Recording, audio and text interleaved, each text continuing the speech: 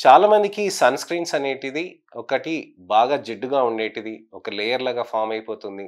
అది పెట్టుకుంటే చాలామంది కామెంట్ చేస్తున్నారు. అందుకోసం నేను వాడను సన్ స్క్రీన్ అని చాలామంది ఆలోచిస్తూ ఉంటారు.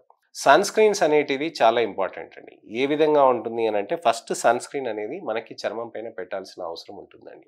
అసలు ఎందుకు పెడతాం సన్ స్క్రీన్? అసలు ఏవి ఉంటాయి దీంట్లో అని చాలామంది అడుగుతూ ఉంటారు. మీకు జింక్ ఆక్సైడ్ తర్వాతనేమో ఇతరత్ర ఈ టైటానియం డయాక్సైడ్ అలానే మీకు గ్లా అలానే మీకు ఆక్సిసినమేట్స్, బెంజోయేట్స్, పారాబెంజీన్స్ ఇలాంటి ఇతరత్ర అన్ని రకాలైన సన్ స్క్రీన్స్ ఉంటాయండి. ఈ సన్ స్క్రీన్స్‌లో మనకి వివిధ రకాలైన సన్ స్క్రీన్స్ ఉంటాయి.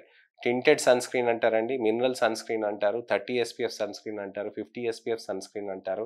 అలానే మీకు జెల్ సన్ స్క్రీన్ అంటారు. మ్యాట్ ఫినిష్ సన్ స్క్రీన్స్ అంటారు. ఇలాంటివన్నీ sunscreens silicone based sunscreens కూడా ఉంటాయన్నమాట. ఇలాంటి అన్ని సన్ స్క్రీన్స్ గురించని మనం వింటూ ఉంటాం.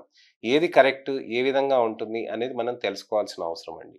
సన్ స్క్రీన్స్‌లో మనకి డ్రై స్కిన్స్ వాళ్ళకి 30 ఎస్‌పీఎఫ్ సన్ స్క్రీన్ అనేది బాగా పనిచేస్తుందండి. అలానే ఆయిలీ స్కిన్ ఉన్న వాళ్ళకి కూడా 30 ఎస్‌పీఎఫ్ సన్ స్క్రీన్స్ బాగానే పనిచేస్తాయి.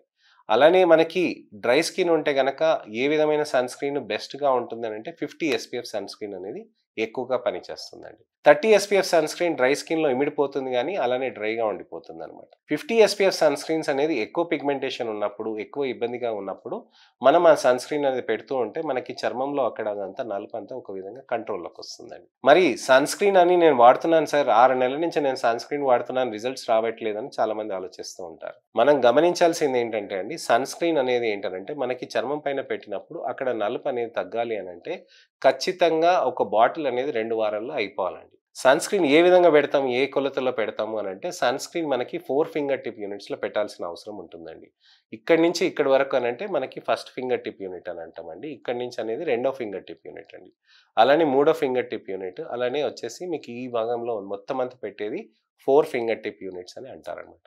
సో, ఈ 4 ఫింగర్ టిప్ యూనిట్స్ తోటి మీకు సన్ స్క్రీన్ అనేది మొత్తం ఫేస్ అంతా డిస్ట్రిబ్యూట్ చేసుకుంటే మీకు మంచిగా కవచంలాగా మారుతుందండి.